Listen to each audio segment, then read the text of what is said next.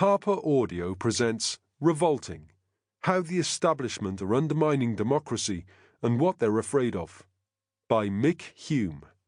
Read by Andy Cresswell. Author's Note.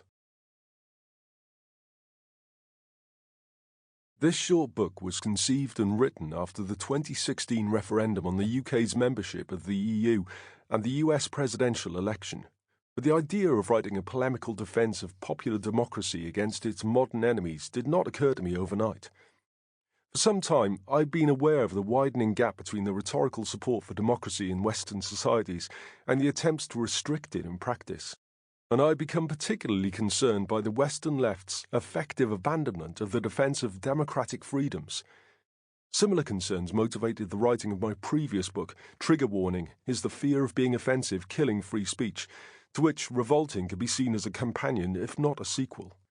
In contrast to today's state-centred leftism, the British left-wing tradition with which some of us identify has always taken the fight for democracy and free speech seriously, from the levellers to the radical wing of the suffragettes.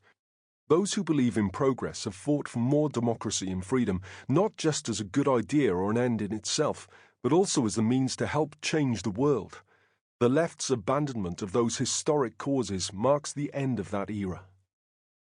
The need now is to bring the politics of democracy to life and start a new public debate about the sort of society we want.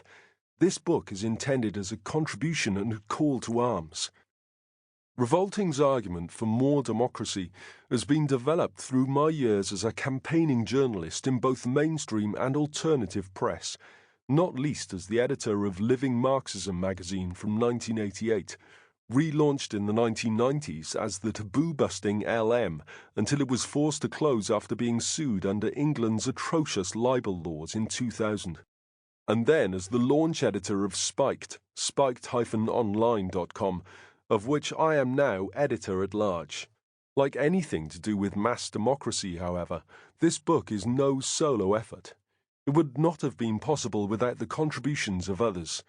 I want to extend my thanks and admiration to my hard-working colleagues at Spiked, Tom Slater, Tim Black, Viv Regan, and Ella Whelan, led by the inimitable editor Brendan O'Neill.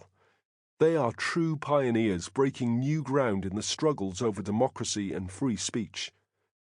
Although this book is critical of the way that experts are now empowered to give orders rather than advice, it is itself reliant on the invaluable expertise of other writers and historians, past and present.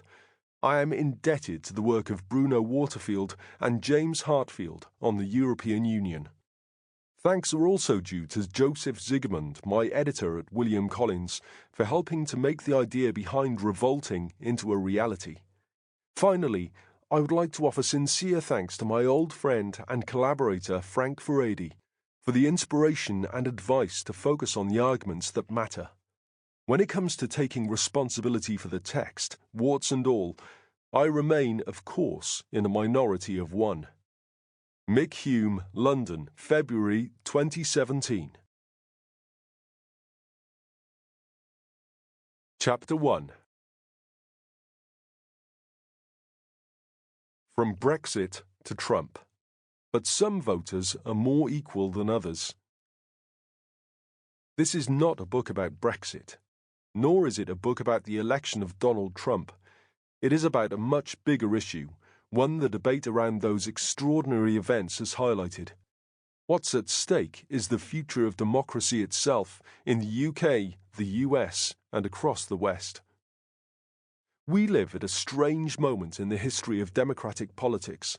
Today, perhaps for the first time, every serious politician and thinker in the Western world will declare their support for democracy in principle. Yet in practice, the authorities are seeking to limit democratic decision-making and separate power from the people. They invest authority instead in unelected institutions, from the courts to the European Commission.